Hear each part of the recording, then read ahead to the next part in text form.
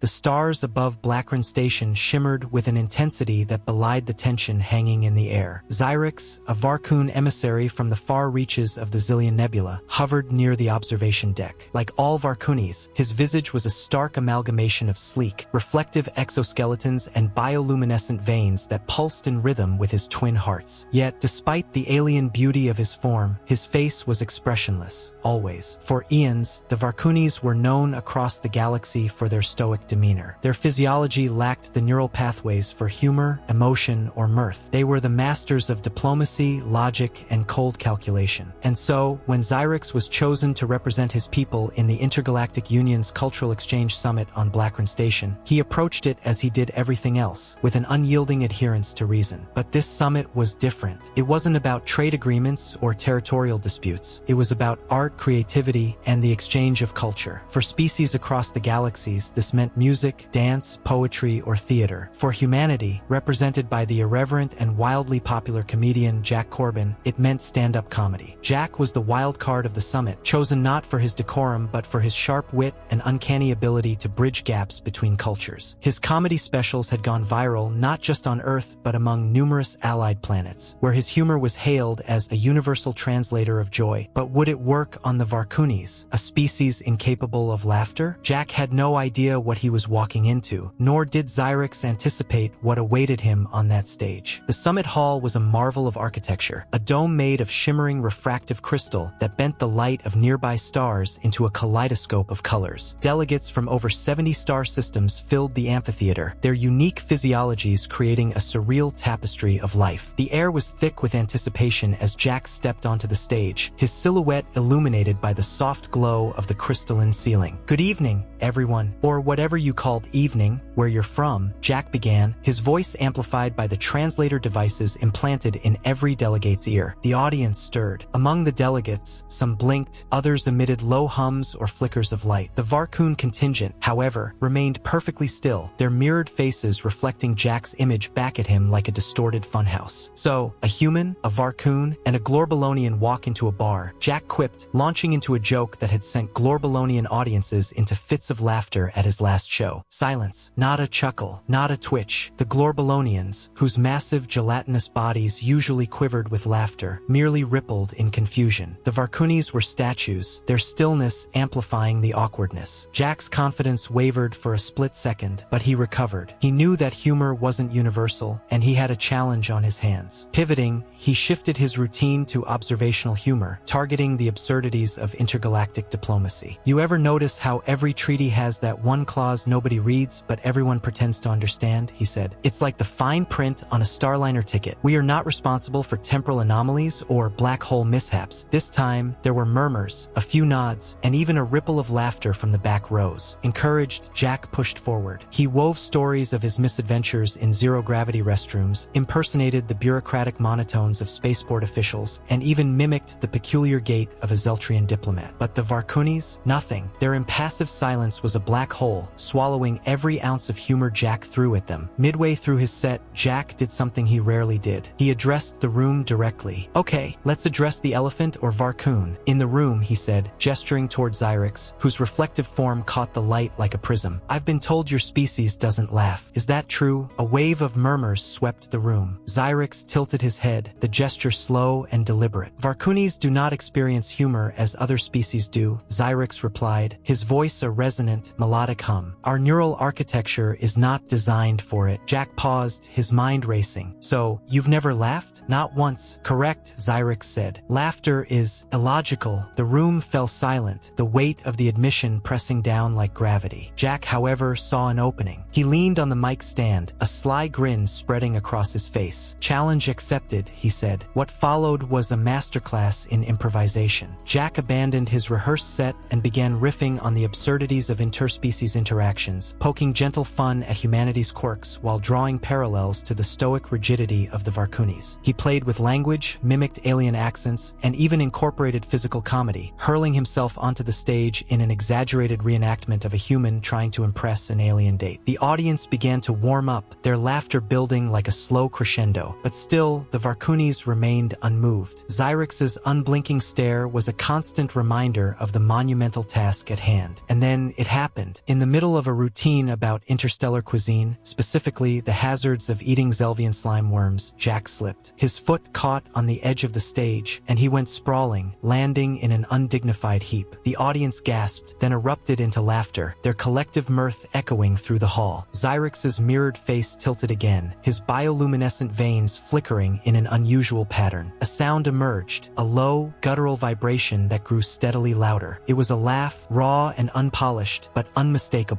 The room fell silent, all eyes on the Varcoon emissary. Xyrix's laugh crescendoed, a sound so alien, yet so profoundly universal that it sent shivers through the audience. Jack, still sprawled on the floor, looked up in astonishment. Was it the worm joke or the fall? Xyrix's laugh subsided, and he replied, both. The fall was unexpected. The room exploded into applause, a cacophony of cheers, hums, and flickers. Jack rose to his feet, bowing dramatically. From that moment, everything changed. The Varcoones, once seen as emotionless beings, became the subject of curiosity and connection. Xyrix's laughter became a symbol of unity, proof that even the most disparate species could find common ground in the unexpected. And Jack? He became a legend, the human who made the Varcoones laugh. The aftermath of Xyrix's laughter rippled far beyond Blackburn Station. News of the event spread like cosmic wildfire. Across the galaxy, the once emotionless Varcoones were suddenly the subject of fascination and speculation. Diplomats, scientists, and sociologists scrambled to understand the implications of this singular event. Had humanity unlocked something dormant within the Varcoones, or was this an anomaly? For Xyrix, the incident marked the beginning of an unexpected journey. On Blackburn Station, he was approached by ambassadors from dozens of species, all eager to learn more about the Varcoones and their newfound capacity for mirth. But it was Jack Corbin who remained at the center of the intrigue. You know, Jack said to Xyrix during a quiet moment in the station's arboretum, I didn't think you'd actually laugh. I thought I'd just bomb my set and go home with a funny story about how I failed to make the galaxy's most stoic species crack. Xyrix regarded Jack with a level of curiosity he had not displayed before. You underestimate the power of the unexpected. Your fall was unplanned, uncalculated. It disrupted the logic of the moment. That is why I reacted. Jack chuckled. So it wasn't my brilliant jokes? It was me tripping over my own feet. Your jokes, Xyrix began thoughtfully, laid the groundwork. They made the environment fertile for the unforeseen. Jack leaned back against a tree whose leaves glowed faintly in the dark. Fertile for the unforeseen. That's poetic. Do you think other Varcoones could laugh? Or was this just a one-time thing? Xyrix's bioluminescent veins pulsed softly as he considered the question. I do not know, but I am willing to find out. The conversation set the stage for an unprecedented experiment. At Xyrix's request, a delegation of Varcoones was summoned to Blackburn Station. They arrived in their sleek, silver ships, each one a masterpiece of minimalistic design. Dozens of Varcoones, their reflective faces identical, filled the station's main hall. Jack once again stood on stage, but this time he wasn't performing for a mixed crowd. This was a purely Varcoon audience. No pressure, right? Jack muttered under his breath as he adjusted the microphone. The performance began. Jack started with his usual material, weaving humor from the absurdities of interstellar life. He observed the Varcoones closely, searching for any flicker of reaction. For the first 10 minutes, there was nothing, but Jack was nothing if not persistent. He dug deeper, crafting jokes specifically designed to challenge the Varcoones' logical minds. Why did the Zelvian cross the galaxy? He asked, pausing dramatically. Because the hyperlane was under construction. Silence. Not even a tilt of a head. Jack pressed on, diving into humor that revolved around paradoxes and logic puzzles. He told a story about a time-traveling bureaucrat who accidentally filed his resignation before he was hired. To his astonishment, a faint ripple of bioluminescence spread across the room. Encouraged, Jack leaned into this newfound angle. He crafted jokes that played with causality, probability, and the absurdities of quantum physics. Slowly but surely, the room began to shift. Varcoones tilted their heads in unison, their glowing veins pulsing in what Jack could only describe as curiosity, and then, as if breaking a dam, one Varcoon emitted a low, rumbling laugh. It was followed by another and another. Within moments, the entire room resonated with a chorus of laughter, each sound alien yet undeniably joyful. Xyrix, seated at the front, turned to Jack with something that might have been a smile. It seems, he said, that laughter is not so illogical after all. The implications of the event were staggering. Researchers from dozens of planets descended on Blackburn Station to study the phenomenon. Jack became an unwilling cultural ambassador ambassador, his comedy analyzed, dissected, and replicated in an effort to understand its universal appeal. He performed for Varcoon audiences across the galaxy, each time witnessing the same remarkable transformation. But it wasn't just about laughter. The Varcoonis began to change in other ways. Their stoic diplomacy softened, their rigid society became more fluid, and their art, once purely functional, took on new dimensions. They created sculptures that twisted and turned unpredictably, mimicking the chaos of humor. They composed music with erratic rhythms and discordant harmonies, celebrating the beauty of the unexpected. For Jack, the journey was life-changing. He was no longer just a comedian. He was a bridge between cultures, a living symbol of connection. But as he stood on yet another stage, preparing for yet another performance, he realized something profound. Laughter wasn't just a reaction. It was a language, a universal expression of shared humanity, or in this case, shared sentience. It was proof that even in the vast, cold expanse of the universe, there were threads that bound all life together. And as Xyrix joined him on stage, delivering a joke of his own, an awkward, stilted attempt that still managed to elicit genuine laughter, Jack knew that the galaxy had become just a little smaller and a lot brighter. As weeks turned into months, the effects of Jack's performances began to ripple outward in ways no one could have predicted. The Varcoon Collective, once a society that prided itself on uniformity and logic, found itself at the crossroads of a cultural renaissance. Art forms, long abandoned as frivolous, began to flourish. Varcoon architects introduced chaos into their perfectly symmetrical designs, constructing buildings with irregular angles and unexpected curves. But not everyone welcomed the changes. A faction within the collective, known as the Keepers of Purity, argued that the newfound affinity for laughter and unpredictability was eroding their society's foundation. Led by a stern Varcoon named Lyrics, the Keepers began to gain influence, warning that emotion would lead to irrationality, and irrationality to chaos. Jack, meanwhile, was oblivious to the growing tension. He was busy preparing for his most ambitious performance yet, a comedy show that would be broadcast to the entire galaxy. The event, dubbed The Laugh Heard Around the Universe, was intended to celebrate the newfound unity between species. It would feature comedians from various planets, each bringing their unique style to the stage. Xyrix, now a regular companion of Jack's, expressed concern. "The Keepers grow louder each day," he said as they walked through the Arboretum. "They claim that laughter is a contagion, spreading chaos across the collective." Jack shrugged. "Laughter is contagious, but chaos? Come on, Xyrix. Your people are still as orderly as ever. They just have a sense of humor now." Xyrix stopped, his bioluminescent veins dimming. "You do not understand. For the Varcoonis, even a small deviation can feel like an existential threat. Logic is not just a way of thinking for us. It is the core of our identity." Jack frowned. "So what do we do? Stop laughing? Go back to being stoic statues?" "No," Xyrix said firmly. "We must show them that humor and logic can coexist. That laughter does not weaken us, but strengthens our connections." The broadcast was set to take place in the largest amphitheater on Blackron Station, a venue capable of seating hundreds of thousands of beings. The stage itself was a marvel of engineering, designed to adapt to the needs of its performers. Jack stood backstage, his nerves on edge as he watched the audience file in. The amphitheater was a mosaic of life. Varcoonis sat alongside Glorbolonians, their gelatinous forms shimmering under the lights. Human diplomats mingled with Zeltrians, whose translucent bodies refracted the light like living prisms. Even the elusive Erythrians, who communicated through vibrations, had sent a delegation. As the lights dimmed, Jack took a deep breath and stepped onto the stage. The crowd erupted into applause, a cacophony of sounds and gestures that varied wildly between species. Jack raised his hands for silence, the universal translator ensuring his words reached every ear. "Ladies and gentlemen, beings of all shapes, sizes, and states of matter," he began, "tonight we're not just here to laugh. We're here to celebrate what makes us the same, and what makes us wonderfully different." The first half of the show went off without a hitch. Comedians from across the galaxy took the stage, each delivering routines that resonated with different parts of the audience. A Zeltrian comedian had the crowd roaring with a story about accidentally merging with their sibling during a family reunion. A Glorbolonian mime performed a skit so absurd that even the stoic ambassadors couldn't help but chuckle. But it was Jack's performance that everyone was waiting for. When he finally stepped forward, the room fell silent with anticipation. He started with his usual mix of observational humor and self-deprecation, drawing laughs from his misadventures with alien customs. But as he moved into the second half of his set, he took a risk. He began addressing the tension within the Varkun collective, using humor to expose the absurdity of the Keeper's fears. You know, he said, "I heard there's a group of Varkunis who think laughter is dangerous. Dangerous, as if someone's gonna laugh so hard they accidentally trigger a hyperdrive." The crowd erupted into laughter, but Jack wasn't finished. "Look, I get it. Change is scary, but you can't live your whole life afraid of the unexpected. If I did that, I wouldn't be here right now, talking to all of you amazing beings." As he spoke, Jack noticed Xyrix standing at the edge of the stage, his reflective face unreadable. For a moment, Jack wondered if he had gone too far. But then, Xyrix stepped forward and addressed the crowd. "Jack Corbin speaks the truth," he said, his voice amplified by the translator. "Change is inevitable, but it is not something to fear. It is something to embrace. Laughter has not made us weaker. It has made us stronger, more connected, more alive." The crowd erupted into applause, but the moment was interrupted by a commotion at the back of the amphitheater. Lyrics and the Keepers of Purity had arrived, their ranks swelling as they marched down the aisles. Lyrics took the stage, his bioluminescence flaring angrily. "Laughter is a contagion," he declared, his voice cold and sharp. "It spreads chaos and undermines the foundation of our society. We must return to logic and order before it is too late." The amphitheater fell silent, the tension palpable. Jack stepped forward, placing himself between Lyrics and the crowd. "Lyrics," he said calmly, "I get it. You're scared. But look around you. Does this look like chaos to you? These beings are connected. They're sharing something beautiful. And it all started with one laugh." Lyrics hesitated, his mirrored face reflecting Jack's determined expression. For a moment, it seemed as though he might lash out. But then, something extraordinary happened. A young Varkun in the audience emitted a soft, nervous laugh. It was followed by another and another. Soon, the entire amphitheater was filled with the sound of laughter. Lyrics stood frozen, his bioluminescence flickering erratically. Finally, he turned and walked off the stage, his followers hesitating before reluctantly following. The broadcast ended with a standing ovation, the galaxy united in a moment of shared joy. For Jack, it was the culmination of everything he had worked for. And as he stood on the stage, basking in the applause, he realized that this was only the beginning. Laughter, he thought, truly was the universal language. In the weeks following the broadcast, the galaxy buzzed with reactions to the laugh heard around the universe. Social networks across countless planets lit up with discussions about laughter, humor, and the cultural revolution sparked by Jack Corbin and Xyrix. But beneath the surface of this newfound unity, tensions simmered. Lyrics and the Keepers of Purity had not been defeated. They retreated to the Varkun homeworld, where they began to consolidate power. Through a mix of fear-mongering and propaganda, they painted Jack as an interloper who had corrupted Varkun culture. They declared Xyrix a traitor, accusing him of abandoning the principles that had made their society strong. Jack, meanwhile, found himself in an unusual position. He was no longer just a comedian. He was a symbol, a figurehead for a movement he barely understood. Everywhere he went, beings of all species approached him, seeking his wisdom, his approval, or simply a chance to share a laugh. It was overwhelming. "I didn't sign up for this," he confessed to Xyrix one evening as they traveled to the Varkun homeworld for a diplomatic summit. "I'm just a guy who tells jokes. I don't know how to fix societies." Xyrix regarded him with a calm intensity. "You underestimate the power of what you have done. Humor is not just entertainment. It is a force that challenges assumptions, breaks down barriers, and creates connections. That is why the Keepers fear it." The summit on the Varkun homeworld was tense from the outset. The Keepers had demanded Jack's presence, ostensibly to address the growing division within their society. But as Jack and Xyrix entered the grand chamber, a stark, angular room devoid of any ornamentation, it was clear that the Keepers had no intention of listening. Lyrics stood at the center of the room, his bioluminescence blazing with intensity. Around him, dozens of high-ranking Varkunis stood in rigid formation, their reflective faces cold and impassive. "You dare to return here," Lyrics said, his voice a sharp blade. "You, who have sown chaos among our people." Jack stepped forward, his hands raised in a gesture of peace. "I'm not here to sow chaos," he said. "I'm here to talk, to listen, to understand." Lyrics's laugh was bitter and humorless. "Understand? What could you possibly understand about us? You are a human, a creature of chaos and emotion. You have no place in our society." Xyrix intervened, his tone measured but firm. "Lyrics, you speak of chaos, but what you fear is change. And change is inevitable. Our people are not losing their identity. They are expanding it. The debate debate that followed was fierce. Jack watched as Xyrix and Lyrics clashed, their words echoing through the chamber like clashing swords. For every argument Xyrix made about the strength of diversity and the power of connection, Lyrics countered with warnings of cultural erosion and the dangers of losing their way. Finally, Jack could take it no longer. "Enough," he shouted, his voice cutting through the din. The room fell silent, all eyes turning to him. "You're both missing the point," he said. "This isn't about chaos versus order or tradition versus change. It's about finding balance. Yes, laughter and humor are messy and unpredictable, but so is life, and pretending otherwise doesn't make you stronger. It makes you brittle. It makes you afraid." Lyrics's bioluminescence dimmed slightly as he considered Jack's words. The silence in the chamber was deafening. Then, from the back of the room, a young Varcoon stepped forward. Her reflective face tilted slightly as she addressed the assembly. "I was once afraid of laughter," she said, her voice trembling but resolute. "I thought it would make me weak, but it has made me see the world differently. It has made me stronger." One by one, other Varkunis stepped forward, sharing their experiences. Some spoke of how humor had helped them cope with difficult times. Others described how laughter had brought them closer to their families and communities. The tide began to turn. Lyrics, seeing the shift in the room, raised his hands. "Enough," he said, his voice heavy with resignation. "Perhaps I have been wrong. Perhaps there is a place for laughter in our society. But it must be tempered with discipline and respect for our traditions." It wasn't a victory, but it was a start. Over the coming months, the Varcoon collective began to heal. The Keepers of Purity lost much of their influence as the benefits of humor became increasingly apparent. Art and creativity flourished, and the Varkunis developed a unique style of comedy that blended their love of logic with their newfound appreciation for the unexpected. For Jack, the experience was transformative. He returned to Earth with a new perspective on his craft and his role in the galaxy. He continued to perform, but his comedy took on a deeper meaning. It was no longer just about making people laugh. It was about bringing them together. As for Xyrix, he became a celebrated figure within the Varcoon collective, a symbol of the power of change and the importance of connection. And while he never laughed as openly as he had that first time, his bioluminescence often flickered with a soft, almost imperceptible rhythm that those who knew him best recognized as joy. The galaxy moved forward, as it always did, but it was a little brighter, a little warmer, and a little more connected. And at the heart of it all was a simple truth. In a universe full of differences, laughter was the one thing that could bring everyone together. Years passed, and the events of Blackrun Station became the stuff of legend. The story of Jack Corbin and Xyrix was told and retold across the galaxy, each version adding its own embellishments. Some said that Jack's jokes had unlocked a hidden genetic potential in the Varkunis. Others claimed that Xyrix's laughter was a sign of divine intervention. The truth, as always, was simpler and more profound. On Earth, Jack found himself grappling with his newfound fame. He had always thought of himself as an entertainer, not a revolutionary. Yet, he couldn't deny the impact he had made. Invitations poured in from every corner of the galaxy. Requests to speak at academic conferences, perform at diplomatic summits, and even consult on interspecies relations. Despite the whirlwind of attention, Jack remained grounded. He continued to perform, but he also took time to reflect on the journey that had brought him to this point. He revisited Blackrun Station, standing alone on the stage where it had all begun. The amphitheater was empty now, its grandeur silent and still. Yet, in his mind, he could hear the echoes of laughter that had changed everything. Meanwhile, on the Varcoon homeworld, Xyrix had become a leader in his own right. Though he never sought political power, his role as a bridge between tradition and progress made him a respected figure. He worked tirelessly to ensure that the changes within the collective were balanced and sustainable. Under his guidance, the Varkunis developed a new cultural identity, one that honored their logical roots while embracing the unpredictable beauty of humor and creativity. One day, Xyrix received an invitation from Jack. It was for a small, intimate gathering on Earth, a celebration of their shared journey and the bonds they had forged. Xyrix accepted without hesitation, his bioluminescence flickering softly with anticipation. The gathering was held in a modest venue in Jack's hometown, far from the glittering stages of Blackrun Station. It was a humble affair, attended by a mix of humans and aliens who had been touched by their story. Jack took the stage, his usual confidence tempered by a rare vulnerability. "I've been thinking thinking a lot about what we've accomplished," he said, his voice carrying a note of reflection. "And I realized something. Humor isn't just about laughter. It's about connection. It's about seeing the world through someone else's eyes and finding joy in the differences." He paused, his gaze sweeping the room. "I used to think that laughter was the end goal, but now I see it's just the beginning. It's the spark that lights the fire, the bridge that brings us together. And in a universe as vast and lonely as this one, we need all the connection we can get." The audience erupted into applause, their diverse forms and voices blending into a harmonious cacophony. Xyrix, seated in the front row, tilted his head slightly, his bioluminescent veins glowing with what could only be described as pride. As the night wore on, Jack and Xyrix sat together, watching as their friends, old and new, mingled and laughed. The air was alive with the sound of connection, a reminder of how far they had come. "Do you think it will last?" Jack asked, his tone uncharacteristically serious. Xyrix considered the question, his reflective face catching the light of the stars. "Laughter is fleeting," he said, "but the connections it creates endure. And that is what truly matters." Jack nodded, a small smile playing on his lips. "You know, for a guy who doesn't laugh much, you sure get it." Xyrix's bioluminescence flickered in what Jack now recognized as amusement. "Perhaps I've had a good teacher." The two sat in comfortable silence, the weight of their shared journey settling around them like a warm embrace. In that moment, beneath the vast expanse of the cosmos, they were not just a human and a Varcoon. They were friends, united by a simple, profound truth. In a universe of infinite possibilities, the smallest spark could light the way. And somewhere, across the galaxy, another young Varcoon laughed for the first time, carrying the legacy forward. The stars above twinkled, their light stretching across the infinite void, a reminder that even in the darkest corners of space, laughter could shine as brightly as the stars themselves. In the years that followed, the legacy of Jack and Xyrix continued to grow. Their story became a cornerstone of intergalactic history, taught in schools and celebrated in festivals. The laugh heard around the universe became more than an event. It became a symbol of unity, a reminder that even the smallest acts could ripple outward in unimaginable ways. Jack, now older and a bit grayer, found himself returning to the stage one last time. This time, it wasn't for a comedy show or a diplomatic summit. It was a quiet, personal moment on Earth, where he spoke to a small crowd of friends, family, and students eager to learn from his journey. "People ask me all the time," he began, "what was it like to make an entire species laugh? And I tell them the truth. It was terrifying, because laughter is vulnerability. It's letting go of control even for a moment. And that's scary, especially for beings who've built their whole identity around control." He paused, his eyes glistening with emotion. "But it's also beautiful, because in that moment of vulnerability, we find connection. We find each other, and that's worth every risk, every fall, every awkward silence." Xyrix, now a respected elder within the Varcoon collective, stood in the audience, his bioluminescence pulsing softly. He had become a symbol of balance within his society, a living testament to the power of embracing change. Though he rarely laughed, his presence radiated a quiet joy, a reflection of the lessons he had learned alongside Jack. As the speech concluded, Jack stepped down from the stage and joined Xyrix. Together, they looked out at the gathering of diverse beings, their faces glowing with hope and laughter. "We did good, didn't we?" Jack said, his voice tinged with nostalgia. Xyrix tilted his head in that familiar gesture of contemplation. "We did what was needed, and the galaxy is better for it." The two friends shared a quiet moment, the weight of their journey settling around them like a shared secret. In that moment, they were not just two individuals from different worlds. They were a testament to what was possible when walls were broken down, when differences were celebrated, and when laughter became the bridge between them. And as the stars above shone brightly, their light stretching across the endless void, Jack and Xyrix knew that their story was far from over. For in every laugh, in every shared moment of joy, their legacy lived on, a reminder that even in the vastness of the universe, connection was the greatest gift of all.